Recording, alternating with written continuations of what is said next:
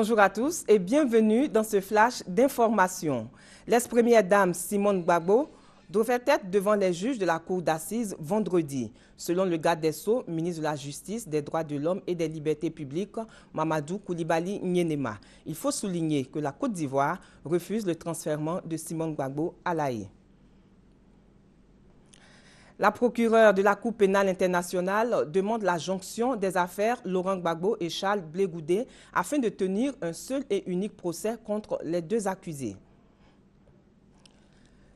Le président soudanais Omar El-Béchir a crié victoire samedi après la décision de la Cour pénale internationale d'interrompre son enquête sur les crimes de guerre au Darfour. La CPI estime pâtir d'un manque de soutien de l'ONU.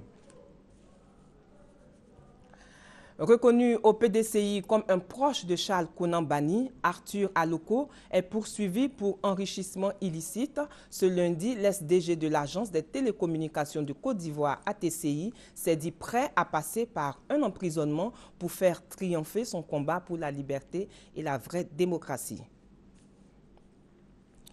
À partir de ce 23 décembre jusqu'au 23 janvier 2015, une exposition est organisée par le groupe RTI pour présenter les différentes réalisations en matière des ponts en Côte d'Ivoire. Le reportage est signé Franck Quadio. La cour de la RTI envahie de ponts datant d'avant les indépendances. Jour 1 avant l'exposition initiée par la RTI sur les ponts construits en Côte d'Ivoire de la période coloniale à nos jours. Nous venons d'inaugurer le pont HKB, qui est un pont moderne, mais les Ivoiriens ne connaissent pas forcément les autres ponts qui ont été bâtis depuis le commencement du développement de la Côte d'Ivoire. Donc la RTI, qui est la mémoire de la Côte d'Ivoire, saisit cette opportunité pour raconter une histoire, présenter aux habitants de la Côte d'Ivoire les ponts qui ont existé. Une exposition gratuite réservée à tout public. Le pont flottant datant de 1931, les ponts en béton, le pont Henri Konan Bédié, des images fortes pour mieux instruire sur l'histoire du développement de la Côte d'Ivoire. Les visiteurs devront s'attendre à des images d'un photographe qui s'appelle Louis Normand, qui a été le photographe d'Houphouët-Boigny. Nous avons un fonds photographique et c'est ces photos-là que nous disposons ici pour l'exposition sur les ponts de Côte d'Ivoire. Et la page pittoresque, un authentique pont de liane venu de la région de Danani. C'est des initiés qui les ont préparés. Ils les ont préparés et nous les avons transportés ici. Même pour les poser, il fallait aussi attendre la nuit. Déjà pour les transporter, il fallait les transporter la nuit et l'installer, le pont, il fallait l'installer la nuit. Ça n'a pas été chose facile, n'eût été certains sacrifices qui ont été faits pour que vraiment les anciens et les génies nous autorisent à pouvoir venir avec ce pont-là ici en fait.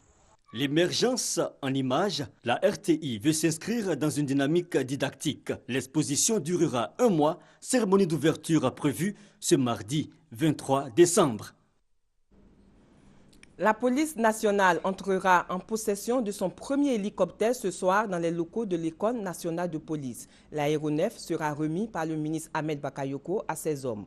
L'acquisition de cet appareil répond au souci de rendre plus efficaces les forces de sécurité de notre pays. Une boîte à pharmacie et du matériel de lavage des mains, c'est le don de l'ONG Save the Children à l'école primaire publique de Krenjabo 2. Un don qui vise à garantir la santé des enfants de cet établissement du village de Krenjabo.